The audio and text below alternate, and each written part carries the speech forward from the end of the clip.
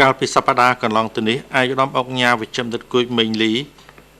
ជាប្រធាននិងជាចាងវាងនៃវិទ្យាស្ថាននិងសាលារៀនអន្តរទ្វីបអាមេរិកបានអញ្ជើញទៅពិនិត្យជំងឺជូនប្រជាពលរដ្ឋចំនួន456នាក់នៅភូមិដើមព្រីងឃុំកោះខែលស្រុកស្អាងខេត្តកណ្ដាល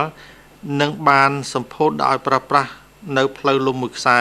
ដែលបានជួសជុលរួចរាល់ជាស្ថាពរទុកជាចំណងដៃដល់បងប្អូនប្រជាពលរដ្ឋធ្វើដំណើរឆ្លងកាត់បានងាយស្រួលនិងឆាប់រហ័សជាងមុនដើម្បីបម្រើដល់ការដឹកជញ្ជូនទំនិញនិងកសិផលរបស់ពួកគាត់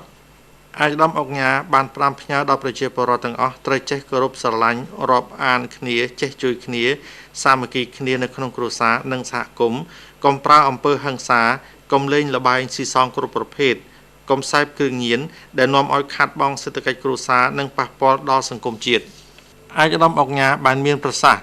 សូមឲ្យប្រជាពលរដ្ឋទាំងអស់ត្រូវចេះអនាម័យល្អក្នុងការរស់នៅឧស្សាហ៍លាងសម្អាតដៃជាមួយសាប៊ូឬផេះមុនពេលបញ្ចុកចំណីកូនកុំប្រើប្រាស់កែវទឹករួមគ្នាត្រូវបរិភោគអាហារដោយប្រើស្លាបព្រាចាប់អាហារដាច់ដោយឡែកបន្ទាប់ពីទទួលបានអំណោយសប្បុរសធម៌និងការពិនិត្យជំងឺរួចមក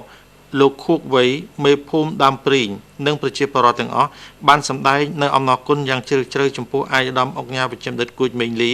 ដែលបានចុះមកដល់ភូមិឋានចែកអំណោយឧបត្ថម្ភផ្លូវព្រមទាំងជួយពិគ្រោះព្យាបាលជំងឺ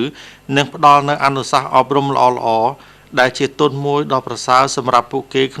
នុងការបង្ការជំងឺទប់ស្កាត់ជំងឺផ្សេងៗដែលមិនធ្វើឲ្យពួកគេខាតបង់ថវិកានិងពេលវេលាទៅព្យាបាលជំងឺនៅមន្ទីរពេទ្យផ្ទុយទៅវិញបានជួយសម្រួលជីវភាពគ្រួសាររបស់ពួកគេបានប្រសើរមួយកម្រិតបន្ថែមទៀត